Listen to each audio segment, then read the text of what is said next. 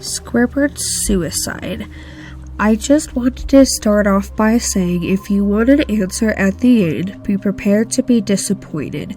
There just isn't one. I was an intern at Nickelodeon Studios for a year in 2005 for my degree in animation. It wasn't paid, of course, most internships aren't, but it did have some perks beyond education. To adults, it may not seem like a big one, but most kids at the time would shit themselves over it.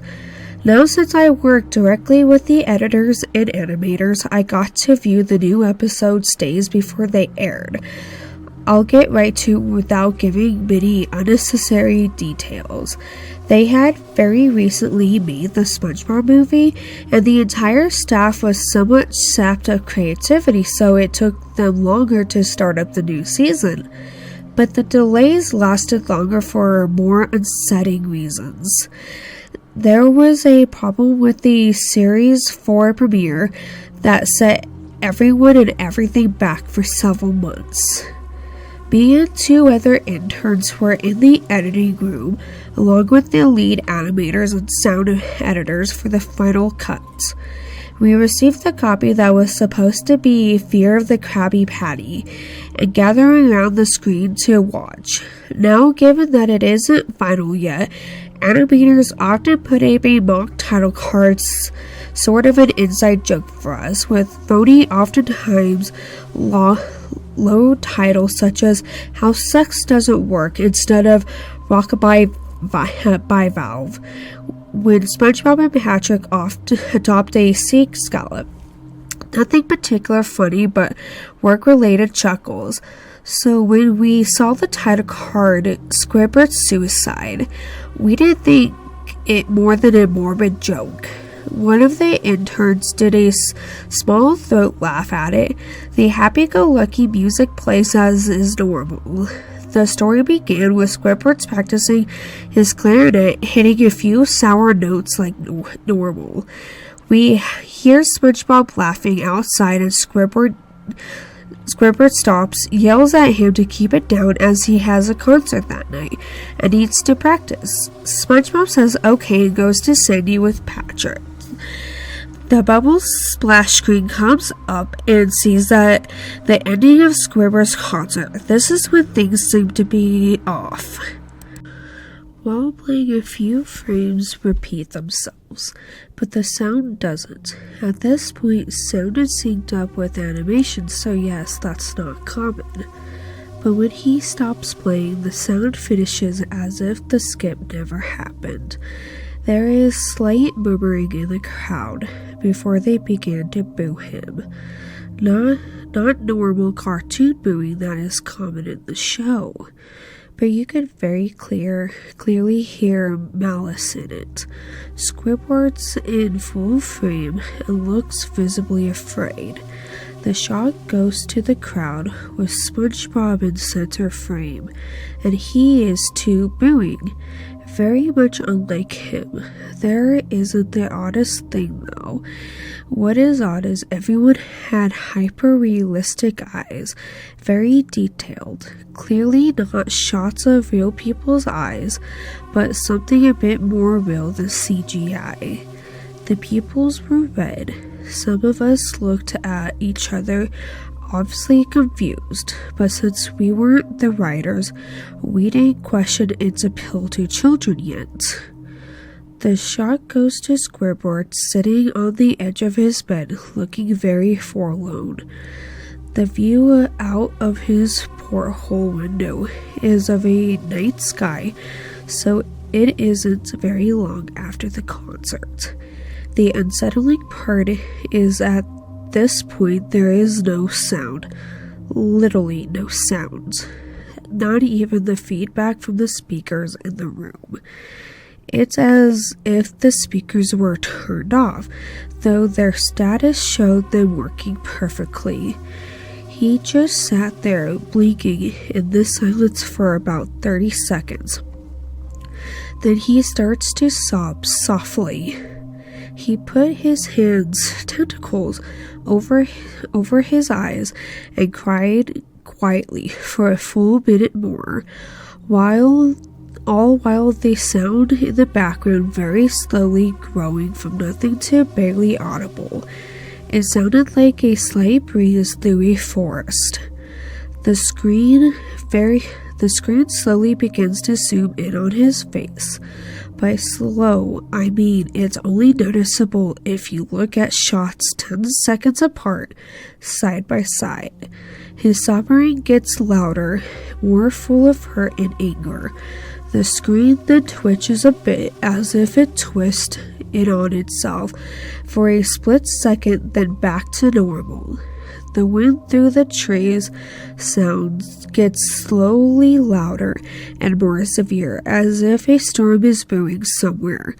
The eerie part is the sound, and Squidward's sobbing sounded real, as if the sound wasn't coming from the speakers, but as if the speakers were holes. The sound was coming through from the other side. As good a sound as the studio likes to have, they don't purchase the equipment to be that good to produce sound of that quality. Below the sound of the wind and sobbing, a very faint something sounded like laughing. It came at odd intervals and never lasted more than a second, so you had a hard time hitting it. We watched the show twice, so pardon me if there seems to be sound to be specific, but had a hard time to think about them. About 30 seconds of this, the screen blurred and twitched violently, and something flashed over the screen as if the single frame was replaced. The lead animation editor paused and rewound frame by frame. What we saw was horrible. It was a still photo of a dead child. He couldn't have been more than 6. The face was mangled and bloodied.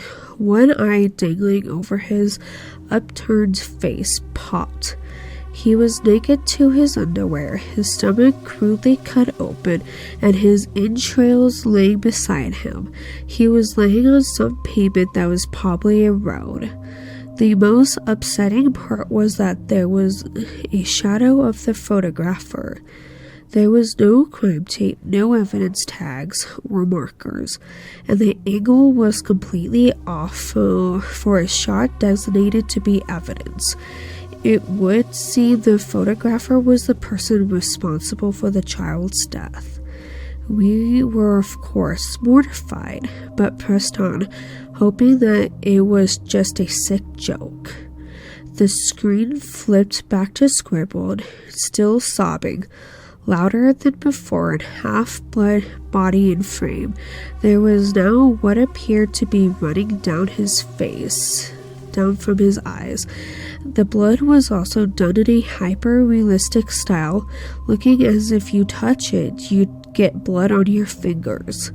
The wind sounded now as if it were that of a gale blowing through the forest. There were even snapping sounds of branches.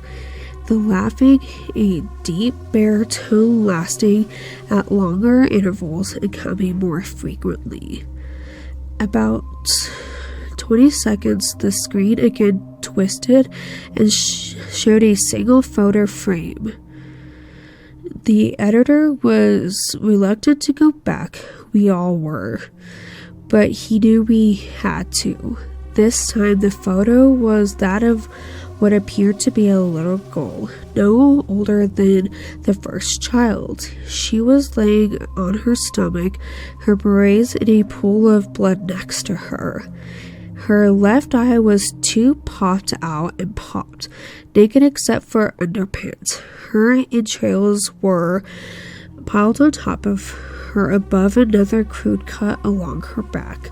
Again, the body was on the street, and the photographer's shadow was visible, very similar in size and shape to the first. I had to choke back and vomit, and one intern, the only female in the room, ran out. The show resumed. About 5 seconds after the second photo played, Squidward went silent, as did all sound, like it was when the scene started. He put his tentacles down, and his eyes were now done in hyperrealism, like the others were in the beginning of the episode. They were bleeding, bloodshot, and pulsating. He just sat at the screen as if watching the viewer. After about 10 seconds, he started sobbing, this time not covering his eyes. The sound was piercing and loud, and most fear-inducing of all is his sobbing was mixed with screams.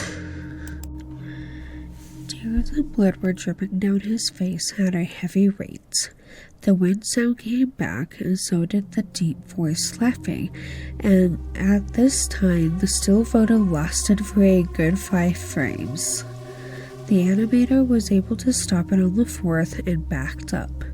This time the photo was of a boy about the same age, but this time the scene was different. The entrails were just being pulled out from a stomach wound by a large hand.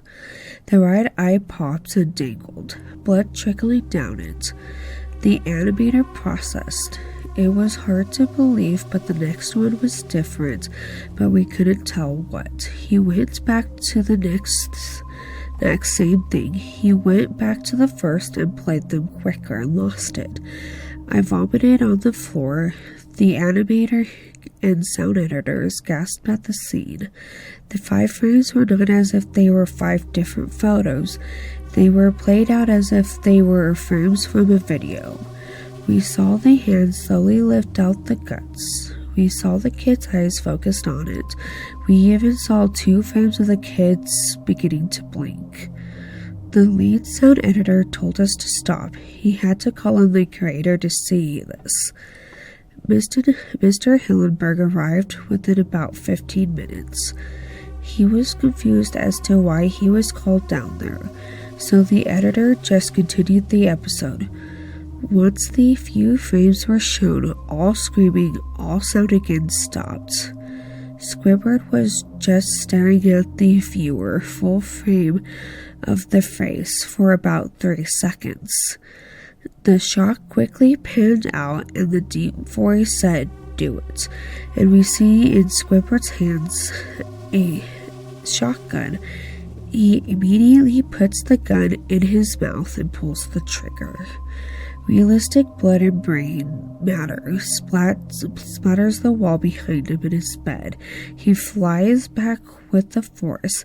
The last 5 seconds of the episode shows his body on the bed, on his side, one eye dangling on what's left of his face, above the floor, staring blankly at it. Then the episode ends. Mr. Hillenberg is obviously angry at this. He demanded to know what the hell was going on. Most people left the room at this point, so it was just a handful of us to watch it again. The viewing the episode twice only served to imprint the entirety of it in my mind and caused me horrible nightmares. I'm sorry that I stayed. The only theory we can think of was the file was edited by someone in the chain from the drawing studio to here. The CTO was called in to analyze it when it happened. The analyst of the file did show it was edited over by new material. However, the timestamp of it was mere 24 seconds before we began viewing it. All the equipment involved was examined for foreign software and hardware as well as glitches, as if the timestamp may have glitched and showed the wrong time. But everything checked out fine. We don't know what happened, and to this day we don't.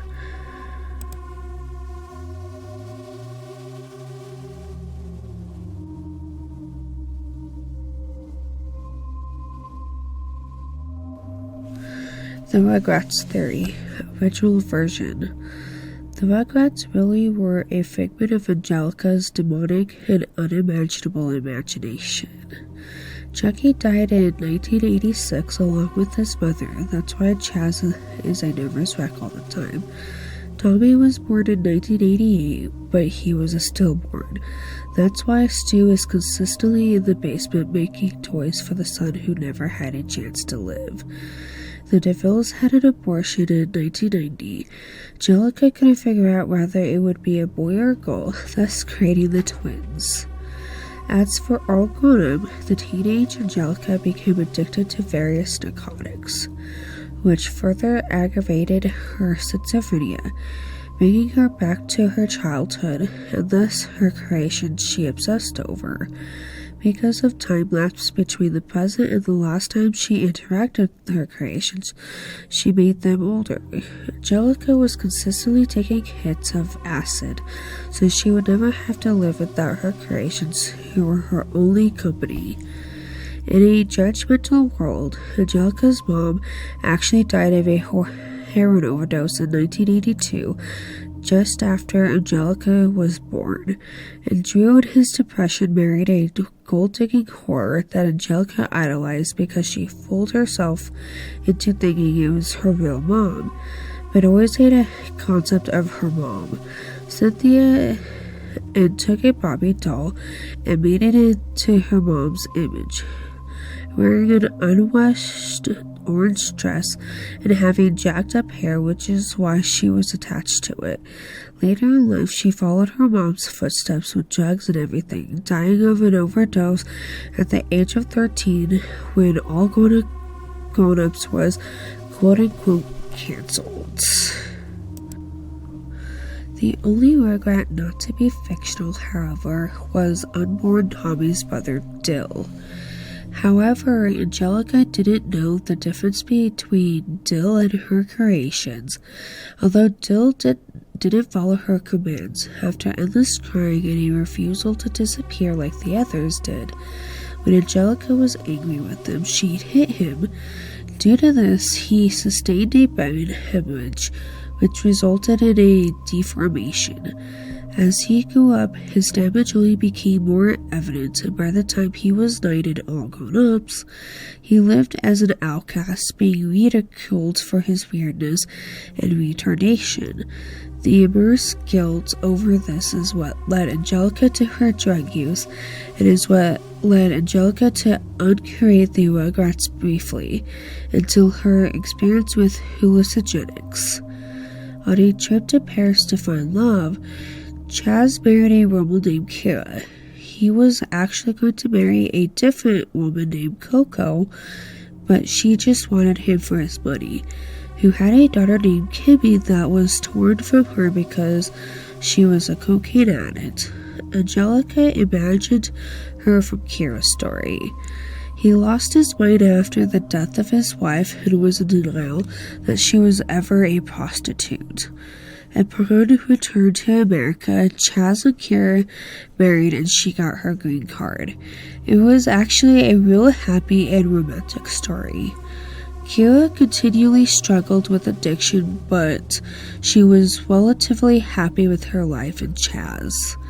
Susie was actually Angelica's only friend who would entertain the thought of Angelica's creations for her sake.